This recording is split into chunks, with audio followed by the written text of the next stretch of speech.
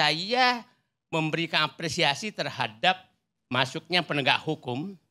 Lepas apakah sudah perintah Pak Prabowo apa tidak, saya punya keyakinan nggak mungkin Kejaksaan Agung bisa masuk kalau tanpa sepengetahuan beliau.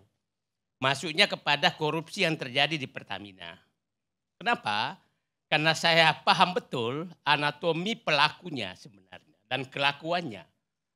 Jadi ini bubur panas di tengah-tengah ini.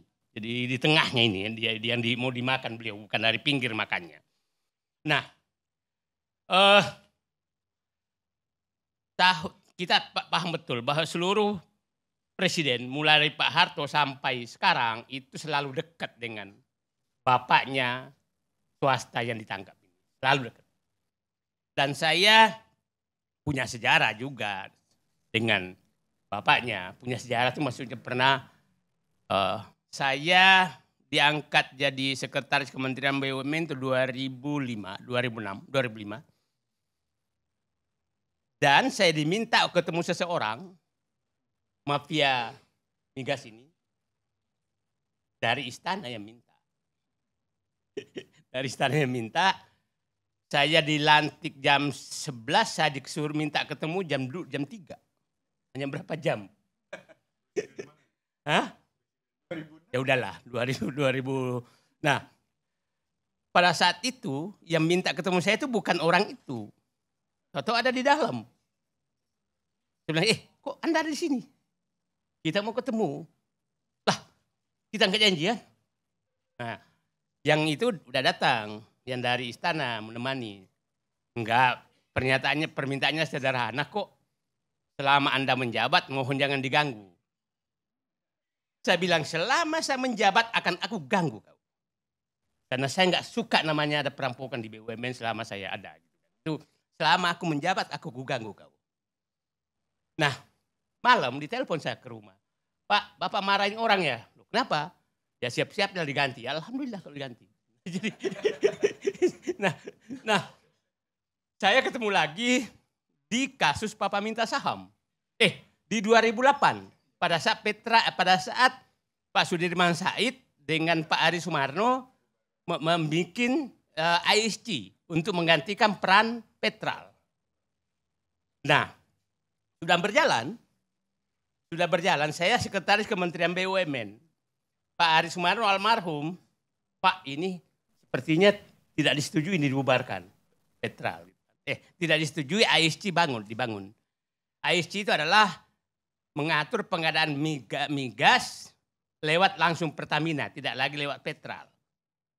Nah, tahu-tahu Pak Sudirman Said dia deputi direktur untuk mengatur ISG. Nah, karena tekanan kuat sekali, Sudirman Said dipecat dan proses ISG dihentikan. Maka kembali lagi ke Petral, itu 2008. Nah, saya kok begini ya? Hebatnya orang ini. Orangnya sama. Nah, memang hebat sekali. Maksud saya Pak Bangkarni, bahwa Pak Prabowo masuk di sini itu makan bubur panas mulai dari tengah. Dan kalau dia berhasil maka gampang memakan yang di pinggirnya. Oke, kalau ini berhasil. Nah, 2016 ketemu lagi saya. Kasus Papa minta saham. Orangnya dia lagi. Wah, yang rekamannya ya Bapak udah dengar semua lah. Nah, yang masuk penjara Setia Novanto, dia aman-aman saja. Padahal ya, dia bicara berdua gitu kan. Memang di Indonesia ada orang hebat nih. Dia bilang, begini, di Pertamina sebenarnya, coba dibayangkan, itu 3 anak perusahaan yang harusnya saling memaki, kok bisa kerja sama? Kenapa harus saling memaki? Ini anak perusahaan kilang, anak perusahaan perkapalan, anak perusahaan Petraniaga. Anak perusahaan kilang harus marah kepada supplier, minyak kamu kok kualitasnya begini. Nah, marah kepada yang kapal, kok muatannya kok kamu kurang. Ya kan? Kok terlambat. Nah, kapal juga harus marah kepada kilang. Kenapa lambat sekali kau mengisi kapal saya. Petrania apalagi, dia harus marah ke semuanya. Produksi kilang kamu kok jelek kualitasnya. Kok kapal kamu kok isinya begini, kok dari mana berangkatnya? Kok ini bisa kompak? 3 anak perusahaan yang harusnya saling memaki. Nah biasanya kalau kita mengerti manajemen, yang harus saling memaki, biasanya itu 5 orang tanda tangan kalau mau berhubungan dengan yang mau dimaki. Yaitu atasannya, teman sampingnya 2 dan bawahannya itu yang baru tanda tangan tengahnya. Jadi perkapalan harus begitu, kilang harus begitu, Petraniaga juga harus begitu. Akhirnya kalau mau korupsi berarti setiap kapal 15 orang yang tanda tangan. Nah, kok bisa tertutup selama 5 tahun? Itu sangat tidak masuk akal bagi saya. Ini kenapa harus ada manajemen 5 mata, kok bisa tembus kayak begini gitu. Artinya kalau kita tafsirkan, ini ada yang mengkoordinir dari luar yang ditakuti oleh tiga-tiganya ini. Yang ditakuti oleh tiga-tiganya ini, dan ada yang bisa menutup semua kalau terjadi apa-apa di luar. Karena ini barang yang sangat bahaya, karena kalau ketahuan satu maka semua jadi rusak. Nah, kita lihat. Kenapa mulai 2018 dan berhenti 2023? Ya kan? Nah, 2018 itu kan 2019 pemilu. 2023, 2024 dia tahu ada presiden baru. Diam dulu. Ya kan? Nah, saya berharap Pak Presiden Prabowo sekarang ini memanfaatkan waktu istirahat mafia ini untuk dihajar. Dan dibuka semua. Nah, jadi saya katakan, ini terbongkarnya ini, mudah-mudahan tangan Allah sedang bekerja di bulan suci Ramadan untuk menyelamatkan negeri ini, sehingga kalau ini terbongkar Pak, Bang, maka mafia-mafia lain berpikir, waduh dia udah kena, kita juga kena nih. Tapi kalau Pak Prabowo ini gagal dan hanya kasusnya sama dengan kasus pagar laut, hanya satu desa Kohot, maka kepercayaan publik akan hilang. Jadi, nah jangan sampai kasus Pertamina ini menjadi seperti kasus Kohot. Nah, hati-hati menteri-menterinya juga masih ada yang yang aneh-aneh gitu. Nah, yang agak lucu kemarin tuh, coba lihat. Tahu-tahu Komisi 12 DPR mengundang Pertamina. Dan dan mengunjungi tangki-tangki. Padahal Komisi 12 kan bukan dengan Pertamina. Pertamina itu tentang perusahaannya, BUMN-nya itu Komisi 6, Komisi 7 tentang ESDM-nya. Kok ada Komisi 12? Jadi perkiraan saya, ini ada agenda politik yang mau untuk menutupi kasus ini. Jadi Pak Prabowo, hati-hati, ini pasti terjadi dinamika politik untuk melindungi semua ini, karena saya yakin betul ini pasti orang luar yang bermain. Dan saya ingin menyatakan bahwa gini, belum tentu kan luarnya itu adalah direksi Pertamina, komisaris Pertamina. Atau dari luarnya adalah di luar. Saya menduga ini dari luar, bukan dari dalam Pertamina. Nah, tapi Pertamina juga harus bertanggung jawab. Karena rumah kamu dirampok, kok kau diam aja selama 5 tahun.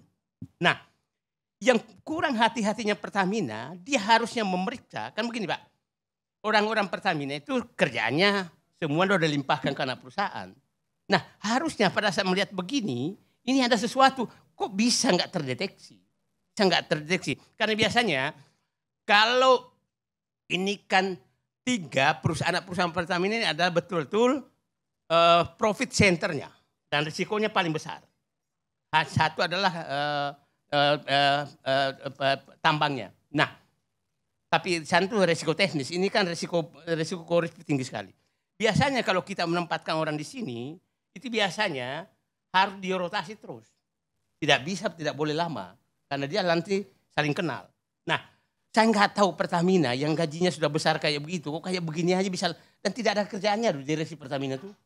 Karena semua udah dia ke anak perusahaan, nggak ada kerjaannya. Kok kayak begini aja nggak bisa lolos. Jadi maksud saya, walaupun itu pesanan dari luar, tapi direksi dan komisaris Pertamina tetap harus bertanggung jawab. Jadi gini Bang,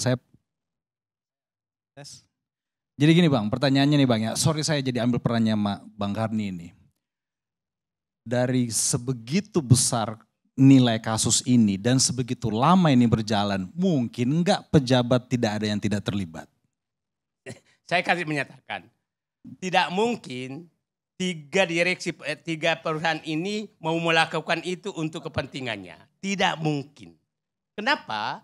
Mereka ini ada biasanya kader-kader terbaik untuk menaik ke atas. Dengan gaji sudah 3 miliar, buat apa?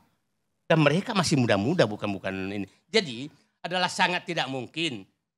Nanti jangan sampai direksi-direksi ini samakan dengan kepala desa kohot. Itu yang paling bahaya. Kalau Bapak lakukan ini, Presiden melakukan ini, maka nanti kepercayaan publik yang selama ini muncul sekarang, kami percaya bahwa Pak Prabowo betul mau melakukan pemberantasan korupsi karena kita melihat bahwa dia makan bubur itu dari tengah, bukan dari pinggir. Jadi itu saya pikir harapan saya mudah-mudahan ini terbongkar dan dibongkar bahwa memang kan begini Pak, kalau ini dibongkar maka ada beberapa hal yang terbuka. Satu, bahwa Presiden Prabowo betul tidak tunduk sama mafia apapun. Karena ini mafia terbesar, maka mafia lain impor beras, impor apa ini sekarang semua bisa berubah. Yang kedua, bahwa ini adalah kasus korupsi yang sangat cukup komplit dan jumlahnya sangat besar yang bisa mempengaruhi semua publik, itu bisa dilakukan. Saya pikir ini kesempatan buat Pak Prabowo untuk menunjukkan pidatonya selama ini dan kepercayaan publik bahwa beliau mau memberantas korupsi. Makasih. Bang, saya mau tanya dulu nih Bang. Saya dari tadi dengerin Abang ngomong, saya nunggu-nunggu endingnya. Kan kata Abang dari awal, saya ganggu kamu. Ganggu gak waktu itu? Abang ganggu gak yang pemain-pemain itu waktu Abang masih di BUMN? Jangan nanti Abang kayak Pak Ahok doang, omon-omon doang nantinya. Dia tidak pernah muncul bermain yang lewat meja saya. Saya nggak tahu lewat meja mana. Kalau dia main lewat saya, maka jangan aku ganggu. Kertasnya aku robek. Oke.